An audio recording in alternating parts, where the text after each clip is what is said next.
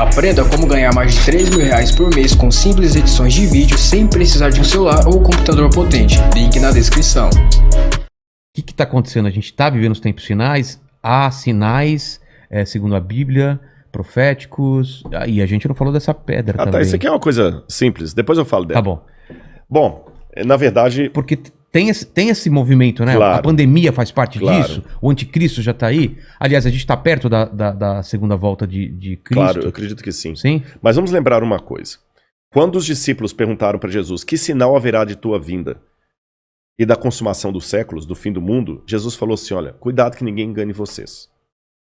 Primeira Porque coisa que ele já falou. Cuidado. Virão muitos em meu nome dizendo, eu sou o Cristo, enganarão a muitos.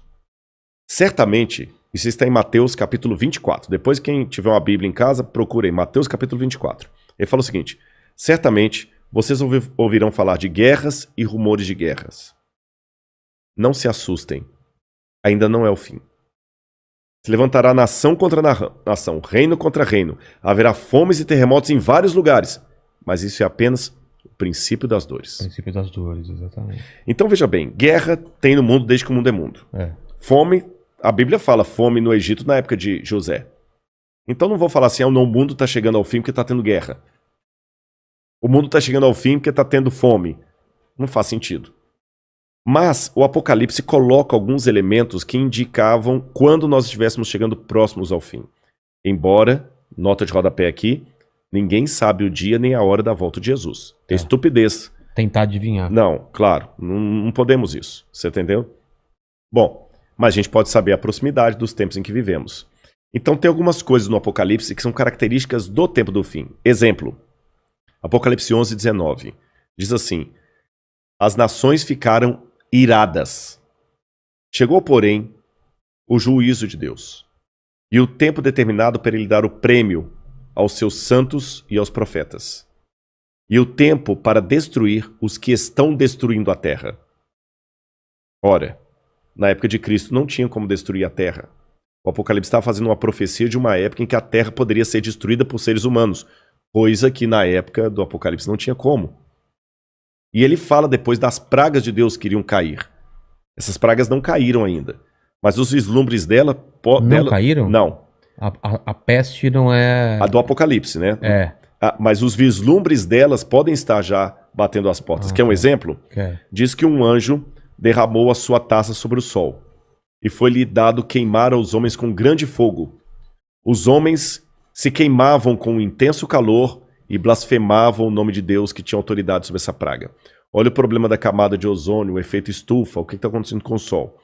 O outro anjo derramou a sua taça sobre os rios e fontes d'água e mares, que se tornaram como sangue de morto. Sangue de morto não é vermelho, dessa cor. Sangue de morto é escuro, é fétido, é quase coagulado. Como é que está Pinheiros, Tietê, Lagoa Rodrigo de Freitas, as águas do mundo? Poluição. As previsões é que até 2025 a guerra do mundo vai ser pela água. Fala do anticristo, que ia dominar o mundo inteiro de uma maneira algorítmica. Pacífica, porque é um algoritmo. O 666. O que é o 666? O que é o 666? Na época do Antigo Testamento, Deus deu algumas normas para os judeus. O povo do Oriente Médio, ele é muito simbólico, sabe? Ele tem muito esse lance do símbolo que aqui no Ocidente a gente perde. Então o judeu pode olhar, ele usa o paiot, que significa alguma coisa, o kippah, que é aquele chapeuzinho na cabeça. E Deus falou o seguinte, olha, vocês vão pegar a lei de Deus, escrever um resumo da lei de Deus, e vão colocar por frontal entre os olhos, numa caixinha aqui, e também na mão de vocês. O judeu hoje usa na mão esquerda. Pode olhar aqui no Muro das Lamentações, você vê o judeu orando lá, né? Baruch atah Beshem Adonai Eloheinu melech haolam. E ele vai orando no muro e ele tá com aquela caixinha preta aqui e outra na mão. Aí no Apocalipse a gente vê que o inimigo, o diabo, que se vale do anticristo, assim como Deus envia o Cristo... o anticristo é a versão do Cristo pro demônio. Pro demônio, o anticristo. Ele faz uma paródia de Cristo. Aí, como Deus no Antigo Testamento pediu aos judeus para ter a lei de Deus na testa e na mão, o anticristo coloca também um sinal, uma marca, na testa e na mão. Então significa uma época em que a lei de Deus vai ser questionada. nessa época em que a lei de Deus for questionada, diz o Apocalipse, ninguém poderá comprar nem vender, senão aquele que tem a marca da besta e o número do seu nome. Ora, esse número é 666. Aí muita gente pega isso e fala o seguinte, então vou começar a calcular, Hitler dá 666, o Papa, o Saddam Hussein, Bill Gates, até a Ellen White, que é uma pioneira do Adventismo, ela dá 666, mandíbula todo dá 666, né? No grego está o seguinte, aquele que tem entendimento, calcule. E essa palavra calcule no grego ali é a mesma palavra para faça contabilidade daquilo que o anticristo vai fazer. E o que o Apocalipse deixa bem claro, que o anticristo vai ser a revigoração do Império Romano, que era o inimigo do povo de Deus. E por que 666? Na cultura da Babilônia, o 6 era o número base para você fazer qualquer cálculo. Era um número divino. Tanto é que quando Nabucodonosor ergue uma imagem, ela tinha 60 côvados por 6. 60 por 6. O 6 era um múltiplo divino. E ali você tem o 666, múltiplo de 6. Agora o Apocalipse fala que ele vai controlar a economia. Os povos da terra vão segui-lo. Ninguém vai poder, falando quem pode pelejar com ele. E o que nós estamos vendo agora é o mundo caminhando pela primeira vez na história para uma unificação mundial. De moeda? De tudo. Parece até teoria da conspiração que eu vou falar, mas não é. O mundo está caminhando para uma unificação. Rodrigo, mas nunca. Aqui no Brasil mesmo a gente vê a briga dos de esquerda com os de direita. O pessoal não está entendendo. Essa unificação não significa unificação de mente, mas unificação de propósito.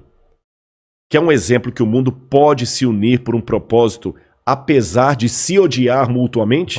A pandemia. Exatamente. O Irã está usando máscara, Israel também está usando máscara. Os palestinos estão jogando foguete lá em Israel, o Hamas, mas o israelense está usando máscara, o palestino também.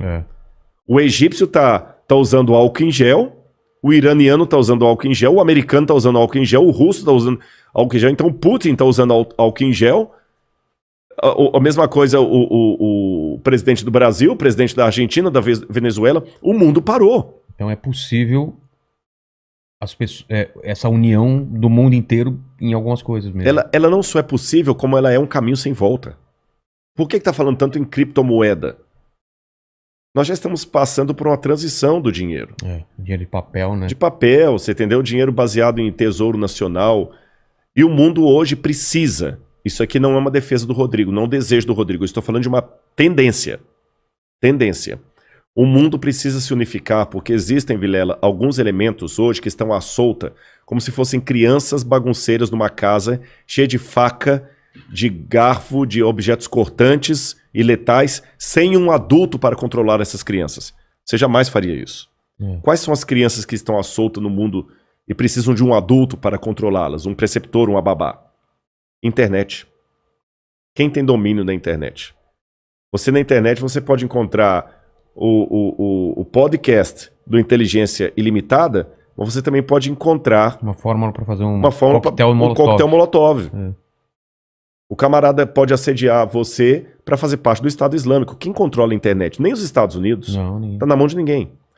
Quem controla tráfico de drogas e de armas em nível mundial? Ninguém. Lavagem de dinheiro está aí. O terrorismo está aí e lavam dinheiro. Quem controla bolsa de valores?